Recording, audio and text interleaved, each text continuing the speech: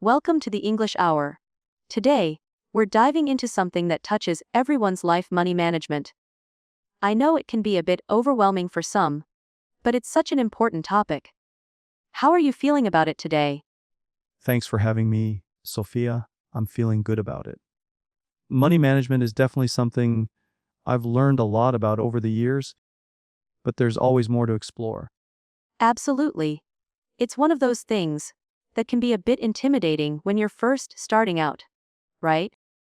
Where do you think most people go wrong when it comes to managing their money?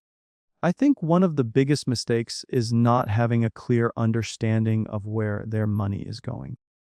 People often don't track their spending until it's too late. They just use credit cards or spend without thinking. Yeah, that's so true. A lot of us just don't realize how little things add up. And before you know it, you're in debt or struggling to pay bills. Have you found any strategies that have worked well for you to keep your spending in check? One thing that really helped me was setting a budget. It doesn't have to be complicated. I started by just listing my monthly expenses and making sure I always had enough to cover the essentials: first, rent, utilities, food, things like that. That's a smart approach. A lot of people think budgeting has to be this strict thing, but it sounds like you've made it work by keeping it simple. Do you have any specific tools or apps you use to help track your spending? I do actually. I've been using an app called Mint for a few years. It links up to your bank accounts and credit cards and automatically tracks your spending, breaking it down into categories. It helps you stay on top of things without too much effort. Oh, that sounds really handy. Do you find that it helps you stay motivated to stick to your budget? Definitely. It's satisfying to see how much I've saved or how I've reduced my spending over time. Plus, it gives me an overview of my financial health. I can see if I'm spending too much in one category and adjust accordingly. I think the visual aspect is really powerful. Seeing those numbers in front of you can be such a wake-up call. Now, let's talk about saving. A lot of people struggle with saving money. What advice would you give for someone who wants to start saving, but doesn't know where to begin? One of the first steps is to start small. Even setting aside a tiny amount of money every month can add up over time. The key is consistency. I suggest creating a savings goal, even if it's just building up an emergency fund, which is so important. That's great advice. Starting small helps you build the habit, and it doesn't feel as overwhelming. Do you think it's better to focus on saving or paying off debt first? That's a tough one because it depends on your situation. Ideally, you want to do both at the same time, but if you're dealing with high interest debt, it might be best to tackle that first. Once the debt is under control, you can focus more on saving. Yeah, the high interest debt can really take a toll. Do you think it's a good idea for people to prioritize things like credit card debt? Or is there a better strategy? If the credit card debt is accumulating interest quickly, it's definitely worth focusing on that first. One strategy that worked for me was paying off the smallest balances first, then moving to the bigger ones. That way, I felt more accomplished and motivated to keep going. That sounds like the debt snowball method. It's all about creating momentum. Speaking of which, do you have any thoughts on investing? It seems like that's a key part of money management that a lot of people overlook. I think investing is a great way to build wealth over time, but it's something people need to approach with caution. It's important to start with research. I recommend people learn about stocks, bonds, and mutual funds before jumping in. Yeah, education is key when it comes to investing. There's so much out there, and it can be hard to know where to start. Do you think people should invest in the stock market right away, or should they focus on other things first? I'd say start with the basics first. Build your emergency fund, pay off high interest debt, and then think about investing. The stock market can be volatile, so it's important to have a safety net before you dive in. I like that. It's like getting your financial foundation in place before building up the more risky investments. What about retirement savings? Do you have any advice for young people who don't think about retirement just yet? It's never too early to start thinking about retirement. Even if you're young, contributing a little bit to a retirement fund can go a long way because of compound interest. If your job offers a 4 out of 1 car or similar retirement plan, definitely take advantage of that. Compound interest is such a powerful tool. If you start early, you're setting yourself up for a much more comfortable future. So, do you think it's better to invest in retirement accounts? Or should people look into other investment opportunities? Retirement accounts are great because they come with tax benefits, but if you're able to take on a bit more risk, you might want to explore other investment opportunities like real estate or stocks. It all depends on your risk tolerance and goals. That's a good point. It's all about finding the right balance and diversifying your investments. Now, Jacob, let's talk about something that can be tricky. For a lot of people, mindset, when it comes to money. Do you think our mindset around money can affect how well we manage it? Absolutely. I think a lot of people have a scarcity mindset when it comes to money, meaning they're always worried about not having enough. That can lead to poor financial decisions, like overspending or avoiding saving. It's important to shift that mindset to one of abundance, where you believe there's always a way to improve your financial situation. That's so interesting. It's all about believing you can change your financial situation, right? If you're stuck in the mindset that there's never enough money, it's hard to see the opportunities to improve. Exactly. One thing I found helpful is practicing gratitude. Focusing on what you have instead of what you don't have can shift your perspective and make you more mindful of your spending and saving habits. I love that idea. Gratitude can really shift your focus. And Jacob, do you think it's possible for someone to completely transform their financial situation in just a few years? Absolutely, with the right mindset, habits, and dedication, it's definitely possible to make significant progress in a few years. It might not happen overnight, but small, consistent efforts can lead to major changes. I think that's what people need to hear. Change is possible, even if it takes time. I know we've covered a lot today. But do you think there are any common money management mistakes that people should avoid? One big mistake is neglecting to plan for unexpected expenses. Life can throw curveballs, so it's important to have a buffer. Whether that's an emergency fund or just being mindful of your spending, being prepared is key. That's such an important point. Unexpected expenses can derail your entire financial plan if you're not prepared. Do you think that a lot of people tend to overlook things like insurance and taxes when managing money? Yes, for sure. People often think of insurance as an unnecessary expense, but it's essential for protecting yourself. Taxes, too, they can catch people by surprise if they're not careful. It's worth having a basic understanding of both. It's those behind the scenes things that can sneak up on you if you're not paying attention. But once you've got your basics covered, everything else seems a lot more manageable, right? Definitely. Once you get a handle on your day-to-day money management, things like investing and planning for the future become much easier. It's all about building that solid financial foundation. Well, this has been an amazing conversation. Jacob, so many great tips and insights. We've really covered a lot today: money management, saving, investing, and mindset. It's been such a helpful chat. It really has. I think anyone listening will walk away with something valuable to help them manage their money better. It's all about taking control and making those small, consistent changes. Absolutely. It's those small, consistent changes that really build up over time. But let's dive a little deeper into something we touched on earlier: investing. A lot of people feel like investing is only for the rich, or that you need a lot of money to start. What would you say to someone who's hesitant to start investing because they think they need a lot of money? That's a great question. I think the misconception that you need a lot of money to start investing is one of the biggest barriers. In reality, you can start with as little as $5 or 10. Many platforms allow you to buy fractional shares, so even if you don't have thousands to invest, you can still get your foot in the door and start building your portfolio. That's really encouraging to hear. It's all about getting started, no matter how small the initial investment.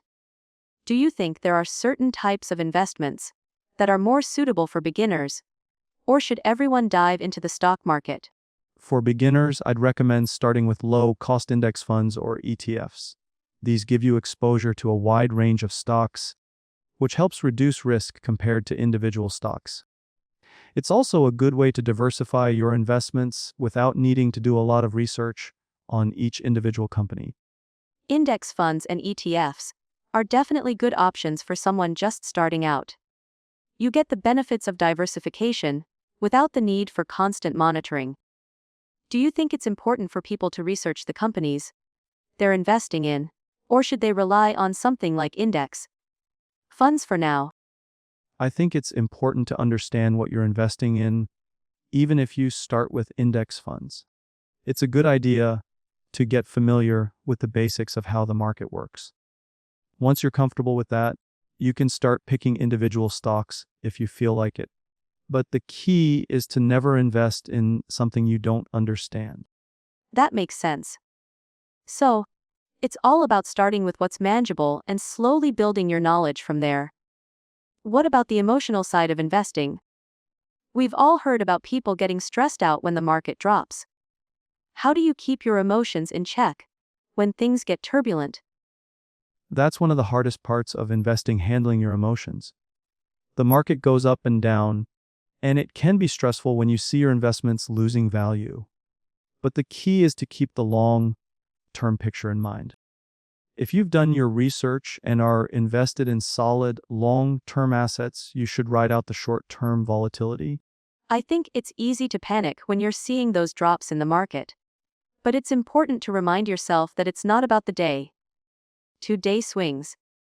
It's about the bigger picture and letting your investments grow over time. I've learned to block out the noise and focus on my long-term goals.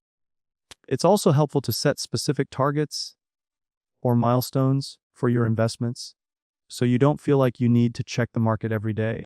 That's such a smart approach, focusing on your goals and not getting distracted by the daily market fluctuations. Do you think it's important to stay updated on financial news, or is it better to avoid the constant buzz around the stock market? It's a bit of both. Staying informed is important, but I don't think it's necessary to check the news constantly. A lot of financial news can be sensationalized and might make you anxious. I prefer to get my information from reliable sources and limit how often I check the news to avoid unnecessary stress. That's a good balance. Stay informed, but don't let it consume you. Now, Jacob, let's switch gears a little bit. A lot of people have heard of the term side hustle, but not everyone knows how to start one. Do you think having a side hustle is a good way to improve your financial situation? Absolutely, a side hustle can be a great way to boost your income, especially if you're trying to pay off debt or save for a big goal. There are so many opportunities now, from freelancing to starting an online store, that anyone can get started with minimal investment. That's true. The internet has opened up so many doors for people to earn money on the side. Do you think there's a specific kind of side hustle that's best for someone just starting out? For beginners, I'd say something low risk and flexible, like freelancing or offering a service you're skilled in. It could be anything from graphic design to tutoring to writing. Starting with a skill you already have makes it easier to get started without having to learn a whole new trade. I think that's really smart. If you're already good at something, why not turn it into a way to earn some extra cash? Do you think people should always aim to grow their side hustle into a full-time business, or is it okay if it stays as a side gig? It really depends on your goals and what you want out of the side hustle. Some people are content with just earning a little extra money, while others may want to turn into a full-time business. Both are perfectly valid options, but it's important to make sure your side hustle doesn't negatively impact your primary job or personal life. That's a great point. It's important to keep balance in your life and not let your side hustle take over everything. What do you think are some common mistakes people make when trying to build a side hustle? One common mistake is not setting clear boundaries. It's easy to let your side hustle take up all your time, but it's important to balance it with other responsibilities. Another mistake is not pricing your services correctly. Undervaluing your time can lead to burnout. Yeah, pricing can definitely be tricky, especially when you're just starting out. But underpricing can make you feel like your time and effort aren't worth much. Do you think it's important to have a clear business plan for a side hustle, even if it's just something small? Yes, even for a small side hustle, having a plan can make a big difference. It doesn't have to be anything fancy, just a simple idea of what you want to achieve, how much time you can realistically commit, and what your target income is. Having a plan helps you stay focused and track your progress. That's such solid advice. A little planning can go a long way. Do you think people should reinvest their earnings from a side hustle back into the business to help it grow? Absolutely. Reinvesting some of the money back into the side hustle can help it grow faster. Whether it's upgrading equipment, investing in advertising, or learning new skills to improve your services, putting money back into the business can pay off in the long run. That's a great approach, treating your side hustle like a business from the start. It's all about growth and making it sustainable. So, Jacob, let's talk about a topic that's been coming up more lately: financial independence. A lot of people are striving for financial freedom, where they no longer have to work for a paycheck. What's your take on that? Financial independence is a powerful goal, but it's not something that happens overnight. It takes a lot of planning, saving, and investing. The key is to live below your means, save aggressively, and invest wisely. Over time, your investments will grow, and you'll have more freedom to make choices without relying on a paycheck. That sounds like a dream. But as you said, it's all about having a strategy and sticking to it over the long term. What's the most important thing you think people need to focus on to achieve financial independence? The most important thing is building multiple streams of income. Relying on just one source of income can be risky, so it's helpful to have side hustles, investments, and savings all working together. The more ways you have to generate income, the faster you'll reach financial independence. That's such an important piece of advice. Building up different income streams can give you the stability to move toward financial freedom. Do you think it's possible to achieve financial independence at a young age? Or is it something that takes decades? It's absolutely possible to achieve financial independence at a young age, but it requires discipline, a lot of hard work, and sometimes making sacrifices early on. The earlier you start, the easier it becomes, especially with compound interest and smart investing. It's all about consistency. It really is about consistency, and starting early makes such a difference. It's never too early to take control of your finances. Jacob, you've shared so many amazing tips today. This has been such a great conversation. And I know our listeners are going to benefit a lot from everything we've discussed. Thank you, Sophia. It's been a pleasure chatting with you. There's so much to think about when it comes to money management, and it's great to have a platform like this to discuss it.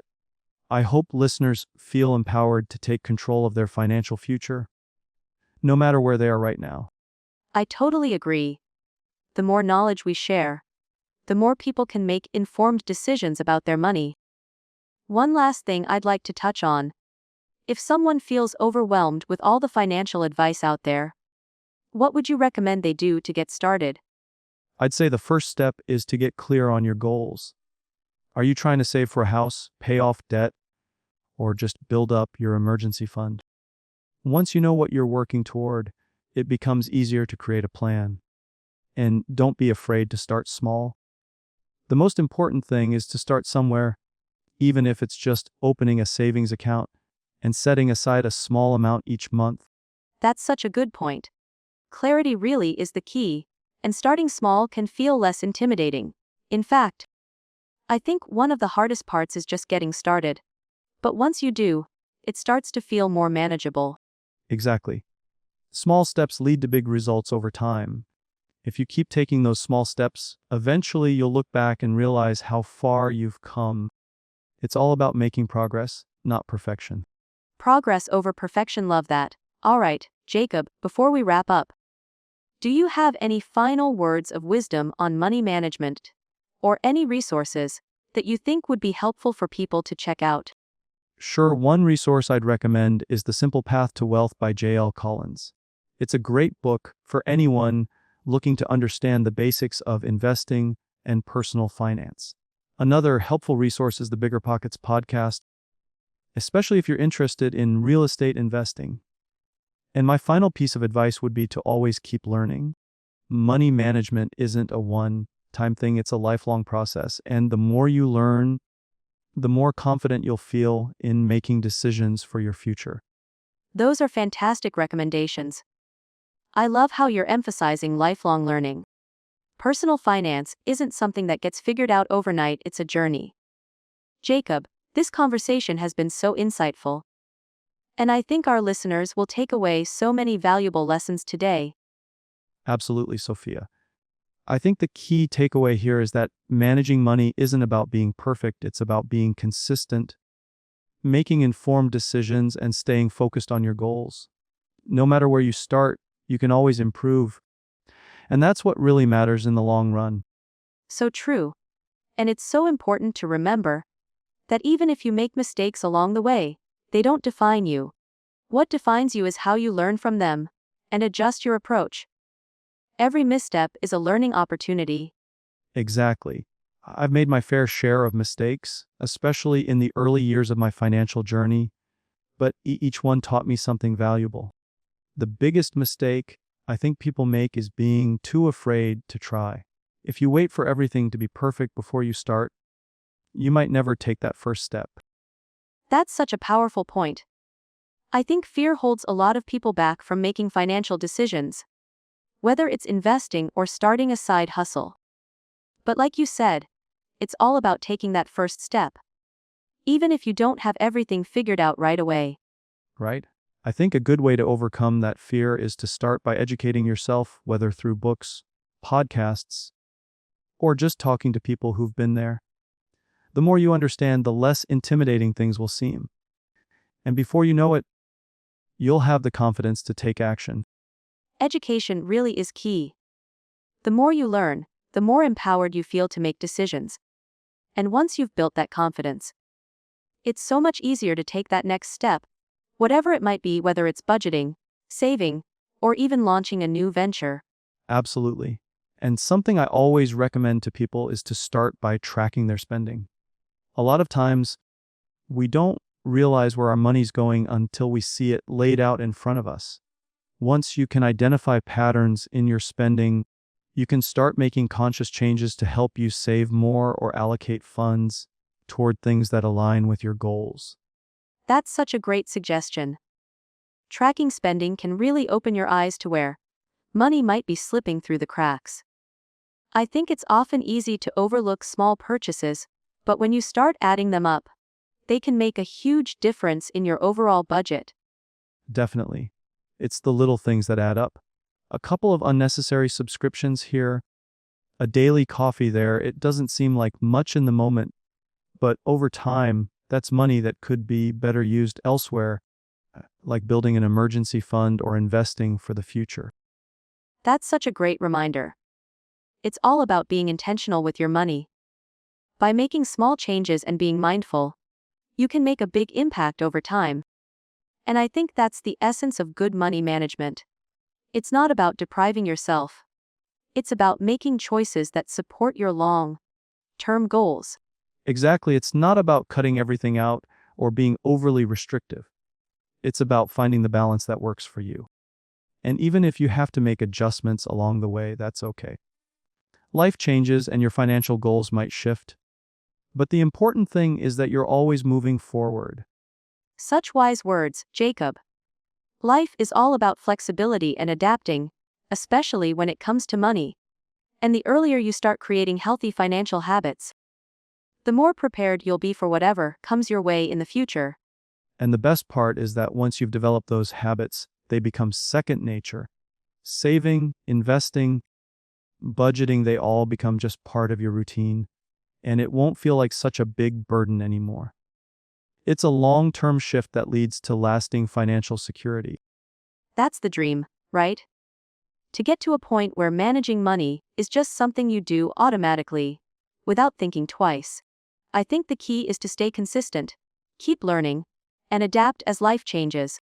Exactly. And always remember that it's not about perfection, it's about progress. Even the small steps add up to significant changes over time, and before you know it, you'll be well on your way to financial freedom. Well said, Jacob. Progress over perfection is definitely a theme that resonates with me, especially when it comes to money. It's a journey, and every step forward counts. I think our listeners are going to find so much value in everything we've discussed today. I hope so, Sophia.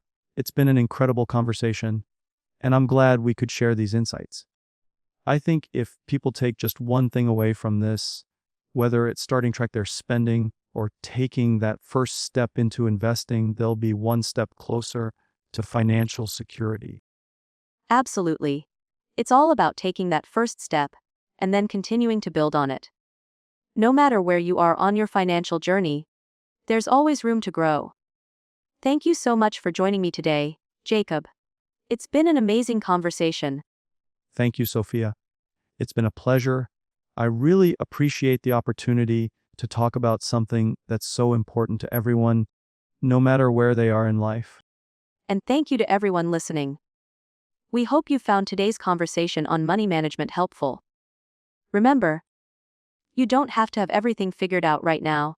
Just take it one step at a time. Stay focused on your goals and keep making progress. Until next time, take care and keep managing your money wisely. Take care, everyone. Keep pushing forward.